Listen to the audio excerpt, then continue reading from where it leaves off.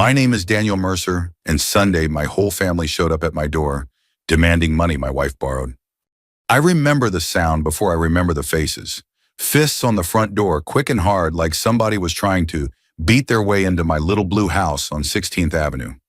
I was rinsing a coffee cup in the sink. Football was humming low on the TV in the living room. It was supposed to be a quiet Sunday in Cedar Rapids, Iowa. Then I heard my sister-in-law shout through the screen, "Daniel, open up. We need to talk about this money right now." When I opened the door, my front porch was packed. Alicia's relatives from Des Moines, cousins from Waterloo, even my own brother Mike, who almost never drives into town. They were standing on my steps and in the yard, arms crossed, faces tight. Behind them, a couple of neighbors had frozen on the sidewalk, pretending to walk their dogs, but really just staring. In the middle of the crowd, my cousin Linda held up a yellow legal envelope like it was evidence in a courtroom. "You told us you'd pay it back this week," she said. "I want to hear it from you, Daniel. Are you paying or not?" I had no idea what she was talking about. I looked past them, half expecting to see Alicia's SUV in the driveway. It wasn't there. My wife had a real talent for disappearing when things got ugly. "What money?" I asked. My voice sounded smaller than I wanted it to. "Don't play dumb," one of Alicia's uncles snapped. "Hospital bills, back taxes, the shop about to go under. We all chipped in to help you, and now we find out you're not even sick." Sick, taxes, shop failing. It felt like somebody reached inside my chest and squeezed. Across the street, old Mr. Patterson leaned on his mailbox. The couple from 2 houses down paused with their grocery bags halfway to the door. "We see each other at Hy-Vee at church at the VFW Fish Fry. Cedar Rapids isn't as small as it used to be, but news still travels fast if you give it half a chance." "Who told you I was sick?" I asked, even though I already knew the answer. "Alicia did," Linda said. "She said you had heart problems. She said you were too proud to ask anyone for help, so she asked for you." That's the part that hurt the most. Not the word sick, not the word proud. The word for you. Like I was a child or a fool. Like I couldn't stand on my own 2 feet in front of my own family. I stood there in the doorway, in my faded Hawkeyes t-shirt, wet coffee cup still in my hand, while 10 grown adults stared at me like I was on trial. And the awful thing is, I couldn't even say they were wrong to be angry, because this wasn't the first time Alicia had stood in front of me with a story and a handful of debt. If you want to understand how I ended up with a front yard full of angry relatives, you have to go back a few years. Back before the spa trips and the credit cards and the ladies' nights at the Marriott. Back to the first time I thought I was doing the right thing. I've lived in Cedar Rapids my whole life. I turned wrenches with my dad in his garage on Johnson Avenue before I was old enough to drive. Now I run Mercer Repair, a little brick building with a crooked sign and more loyal customers than parking spaces. I'm not special. I'm just one of those guys people know by name. The kind you call when your truck won't start in January or your snowblower dies the night before a blizzard. I met Alicia at a cookout behind the VFW Post 788. She was 10 years younger, full of energy, just moved up from Kansas City. She laughed loud, danced to old rock songs, and told me I looked too serious for a man my age. I thought she was sunshine. I thought I was lucky. For a while it was good. We bought the little house on 16th, fixed it up bit by bit. Our son Jason was born at St. Luke's Hospital, and I swear I cried harder than he did. We had cheap furniture, secondhand everything, but we were together. That was enough for me. The first time the money thing happened, Jason was turning 14.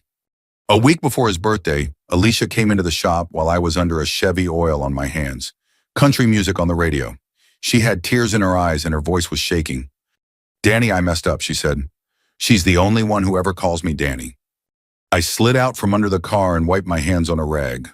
"What's wrong?" She told me she'd been trying to do something big for Jason. A surprise.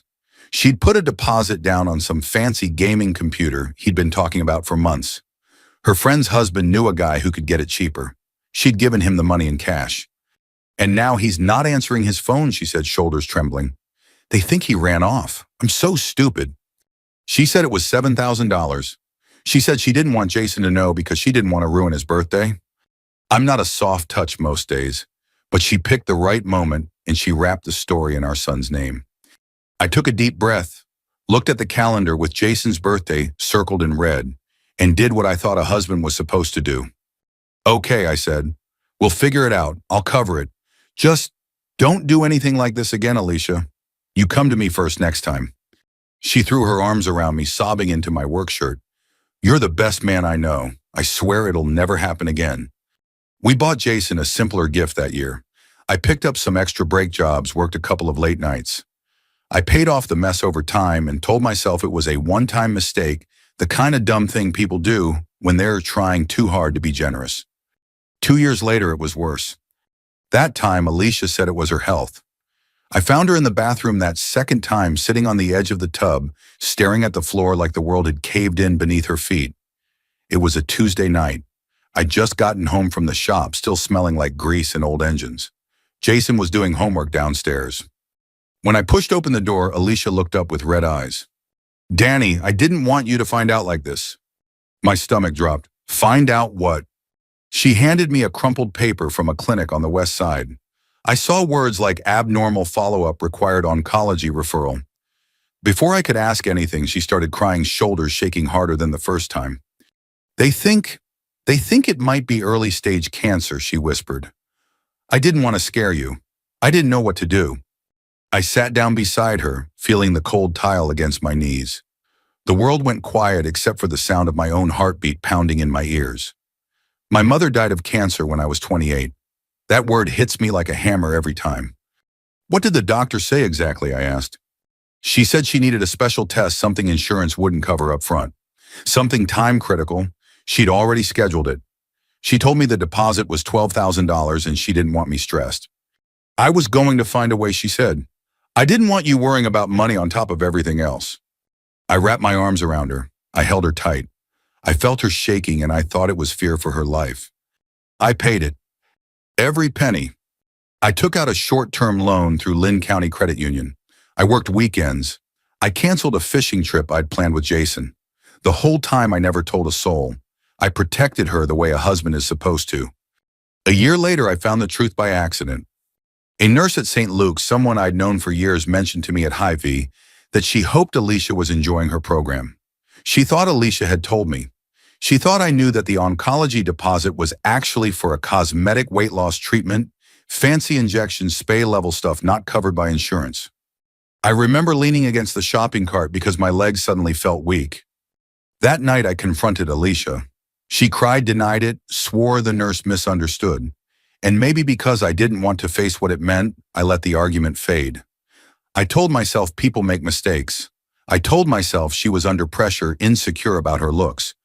I wanted my marriage to be real, so I convinced myself the lie wasn't. But standing on that porch last Sunday, surrounded by a crowd demanding money I'd never borrowed, I felt the entire weight of those past lies slam into my chest. Alicia had gone too far this time. This wasn't a computer scam. This wasn't fake cancer. This was my name, my reputation in a city where everyone knows everyone. A place where a lie can stick to you longer than motor oil on an old garage floor. I looked at my relatives all angry and confused. I looked at my neighbors watching from their lawns. And then I saw Jason step out onto the porch behind me. He wasn't a boy anymore. 19 years old, shoulders wider than mine now. But the look in his eyes that hurt, that disappointment, it cut deeper than anything the crowd had thrown at me. Dad, he said quietly, Mom's been lying. I heard her on the phone this week. She told Aunt Karen you needed money because of a heart condition. His voice wavered just a little. I didn't know what to do. I felt something inside me harden. Not anger, not even betrayal. Something colder, something final. I stepped out onto the porch to shut the front door behind me, and for the first time in a long while, I looked at every single person with a clear mind. How much did she borrow? I asked. One by one, they told me. 3,000 here, 5,000 there, 10 from this cousin, 14 from that one. All for me. All because Alicia had told them I was sick or broke or refusing to ask for help. Not one word of it true. I didn't yell, I didn't break down, I didn't defend myself. I just nodded, held up a hand and said, give me until Saturday evening. Come back here. I'll explain everything. They didn't know what to make of that. Some tried to argue, others muttered under their breath. But one by one, they left the porch and drifted back to their cars. When they were gone, I finally let the truth settle into my bones. I wasn't saving Alicia anymore. I was preparing for what came next. And this time, I wasn't forgiving.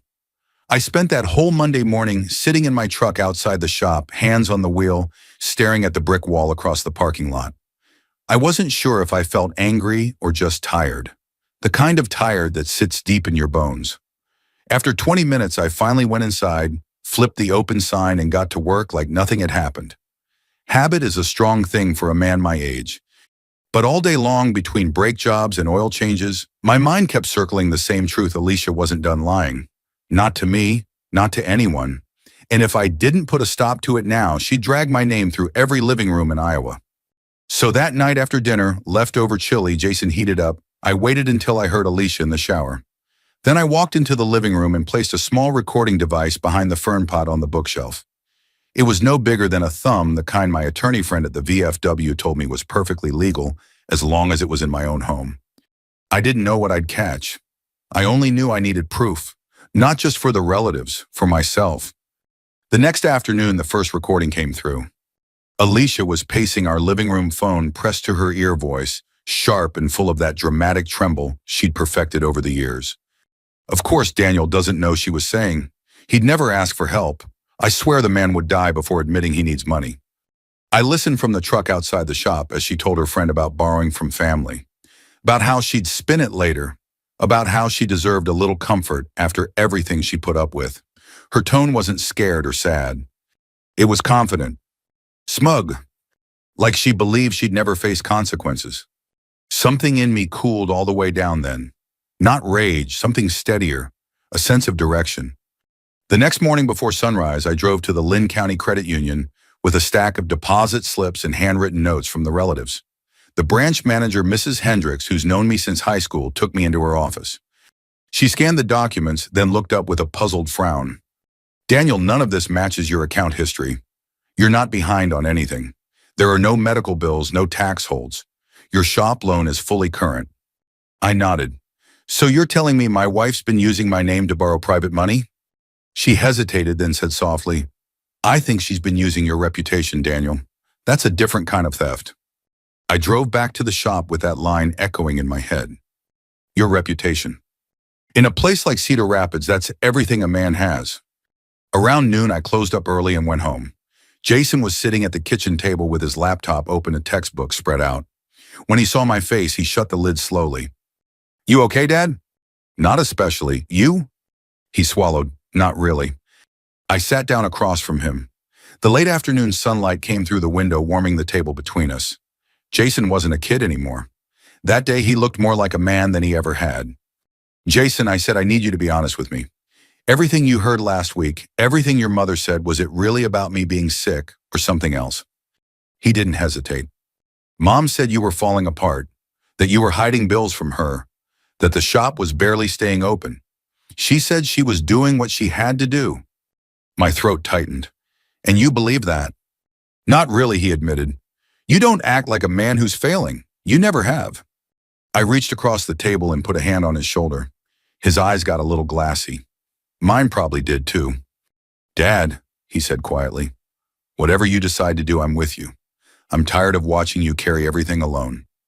Hearing my son say that calm, steady, without anger or fear did something to me. It straightened my spine, cleared my head. I wasn't alone anymore. That evening, while Jason worked on homework, I sat on the couch with my laptop and opened a blank spreadsheet. I typed every name I'd heard outside my house Sunday afternoon. I added every amount, every date, every lie. By the time I finished, the total came to $87,300. I stared at that number for a long time. It didn't even feel real. It felt like something out of a bad TV drama, not the life of a man who spent 30 years fixing engines and showing up to church potlucks with homemade cornbread. But there it was. The next day, I drove to Des Moines to meet my attorney friend from the VFW, Tom Grayson. He's older than me, retired now, but still sharp enough to spot a legal noose from a mile away. After I explained everything and showed him the recordings, he leaned back in his chair and let out a long whistle. Daniel, he said, your wife isn't just reckless. She's committing fraud. Plain and simple. I don't want to put her in prison. Then you'd better get ahead of this before she pulls more people in. We talked for almost 2 hours. When I left, I wasn't angry anymore. I wasn't confused. I knew exactly what I had to do. It started with a simple text message I sent late Wednesday night. Family BBQ at my place. Saturday evening. I'll explain everything. Please come. Alicia saw the message and frowned. Why are you doing this, trying to embarrass me? No, I said. I'm just telling the truth. She rolled her eyes and went back to her phone. She had no idea what was coming. By Friday evening, the house felt tense in a way I couldn't quite describe. Alicia was moving around like a woman waiting for a storm to pass, quiet, irritable pacing from room to room, but pretending everything was normal. She kept asking what food I was planning to grill, what relatives had RSVP'd, whether we needed more folding chairs. She thought this was going to be like the other times. Daniel will smooth it over. Daniel will take the blame. Daniel will pay. But this time I was very, very calm, and that made her nervous. Saturday morning I was up before sunrise. I fried some eggs, brewed coffee, and stepped outside. The air had that soft Iowa chill, the kind that warns you fall isn't far off. I stood in the driveway, watching the neighborhood wake up, dog walkers, sprinklers ticking, the faint hum of someone mowing early. Normal life, ordinary life. And then there was my life, now turning into something I never asked for. Inside, Jason was loading the dishwasher. He moved with a quiet purpose, watching me the way a son watches a father he suddenly understands in a new light. You ready for tonight? He asked. I am, I said. Are you? Jason nodded. Yeah, I'm with you, Dad. That meant more to me than he'll ever know. Around noon, I went to the hardware store to pick up an extension cord for the TV we were setting up on the patio. When I walked in, a couple of guys from church nodded, but slowed down like they wanted to say something. I knew why. Word travels in Cedar Rapids faster than a July thunderstorm. Hey, Daniel, one of them said, clearing his throat.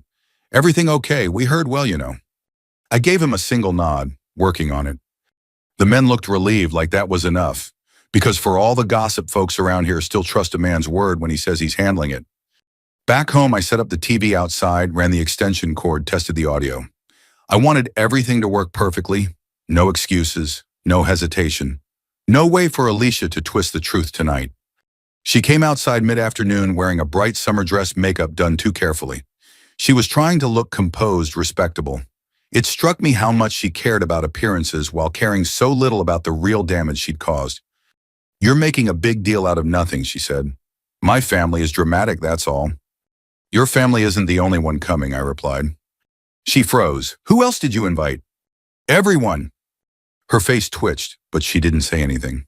She turned and walked back inside, shutting the screen door a little too hard. By 6 o'clock, the backyard was full. Cousins from Des Moines, relatives from Waterloo, two of my brothers, Linda with her yellow envelope, and even Pastor Wilson stopped by just to show support, as he put it. People milled around, holding paper plates and cans of soda, trying to act casual, while the tension sat thick enough to slice. Alicia was pale. She kept glancing at the TV like it was a live bomb. I stood in front of the patio table, cleared my throat, and waited for the murmuring to die down. Jason stepped beside me, hands in his pockets, steady as a rock. Thank you all for coming, I began. I know you're here because you're owed some answers. Nobody spoke, but every eye focused on me. I didn't borrow money from any of you, I said plainly. I'm not sick. I'm not behind on taxes. My shop isn't failing. Every story you heard came from one person. I looked at Alicia then. She stared at the ground. I'm going to show you something, I said. A few things, actually. I clicked the remote. The recording played through the outdoor speakers, Alicia's voice clear as a bell. Daniel doesn't know. He'd never asked for help. He's too proud. But we're drowning over here. I heard gasp murmurs. Someone whispered, oh my God. Alicia stepped forward, furious. Daniel, you're recording me in my own home. That's illegal. No, I said quietly. It's not. Tom confirmed it. She blinked. Tom Grayson, I said, my attorney. A ripple went through the crowd. I played the next clip, and the next. Her claims about my health, her lies about the business, her plans to spin it later. Every lie hung in the air under the patio lights, undeniable. Alicia's shoulders slumped. Her face turned blotchy. She opened her mouth like she might cry, but no tears came. Not real ones. I turned off the TV and faced everyone again. There's more, I said. Jason handed me the folder he'd found on Alicia's laptop. I opened it and held up the printed pages one by one: spa invoices, cosmetic procedure bills, weekend trips she'd taken while I was working extra hours to pay off her last mess. This is where your money went, I said. Not to me, not to my shop, not to my health. Alicia whispered, Daniel, please, don't do this. I didn't raise my voice. I didn't shame her. I just said the truth. Alicia, I paid your debts twice. I believed you. I tried to protect this family, but I'm done. Silence fell, real silence. The kind that makes a person's heart beat loud in their ears. I reached behind me and lifted a manila envelope from the table. Tom had given it to me on Friday. This is a separation agreement, I said, effective immediately. Alicia staggered back like I'd struck her. No, Daniel, you can't. I can, I said, and I am. The crowd watched in stunned quiet. Even the kids stopped running around and froze. These are the terms, I continued. You will sell your SUV and your personal assets to repay the $87,000 you borrowed in my name. You will not use my name for credit or loans ever again, and you will sign this tonight in front of witnesses. Alicia shook her head rapidly. Daniel, you're embarrassing me. Embarrassing you, I repeated. You used my health, my business, my family, and my son to steal money. You embarrassed yourself. She covered her mouth with trembling hands. I didn't think it would get this bad. Jason stepped forward, then voice clear and unwavering. Mom, Dad's right. You used him long enough. I'm standing with him tonight. Those words hit her harder than anything I'd said. I set the pen on the table. You're on your own now, Alicia, I said quietly. I'm done carrying you. Her eyes flicked from the pen, to me, to the crowd staring at her with a mixture of shock and disappointment. She signed. And just like that, the years of lies unraveled right there under the warm glow of patio lights. The yard emptied slowly after Alicia signed the papers. People didn't rush out. They left the way folks do after a funeral. Quiet voices, slow footsteps, hands on shoulders. Some gave me a long look. Some hugged me. A few apologized, even though none of this had been their fault. When the last car finally pulled away and the glow from the taillights faded, I stood alone on the patio, listening to the cicadas buzzing in the trees. The grill had gone cold. Plates and cups were scattered across the folding tables. It looked like any ordinary family gathering, except it had just dismantled my marriage. Jason stepped outside with 2 trash bags and a soft, steady presence. He didn't say anything at first.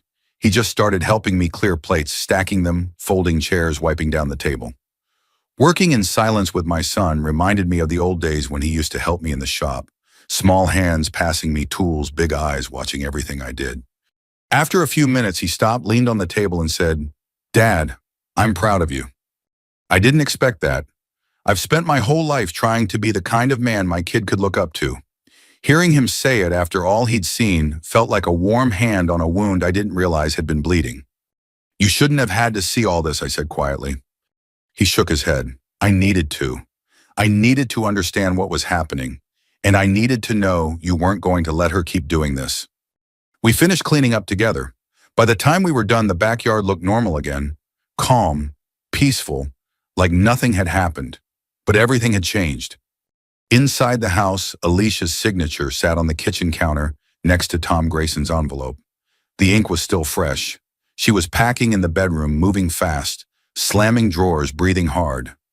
Every few minutes, she stopped like she was waiting for me to come in and say I'd changed my mind. I didn't. Around midnight, she came downstairs with a duffel bag on her shoulder. Her eyes were red, but something in her expression told me she was still trying to figure out a way back in. Daniel, where am I supposed to go? Your sister in Des Moines offered earlier, I said plainly. You'll be fine tonight. She opened her mouth like she wanted to argue, but the look on my face must have told her the conversation was over. She walked out without another word. The door closed. Her SUV hadn't been sold yet. That would come soon, but she drove away into the quiet Cedar Rapids night, shrinking into a pair of fading taillights. And just like that, the house felt different. Lighter, sadder, yes, but lighter. Jason stayed on the couch that night, blanket over him, phone in hand. I walked through the living room and paused. You can go upstairs, I said. I'm good here, he replied. Just want to make sure you sleep okay. It was such a simple thing, but it meant everything. The next week moved slow. I met each relative one by one, handed them envelopes filled with repayment every dollar, accounted for every signature copied for record. All of it came from Alicia's assets: the SUV, the jewelry, the wellness program, refunds, the luxury items she'd bought with borrowed cash. I didn't keep a cent for myself. I wanted the ledger closed, not just on paper inside me. One by one, they all said the same thing. "Daniel, we're sorry, we didn't know." And every time I said the same thing. "It's all right, it's done now." At the VFW, old Don Sullivan clapped me on the back and handed me a cold beer. "You handled it like a man ought to," he said, straight, calm, honest. I didn't feel proud. I didn't feel victorious.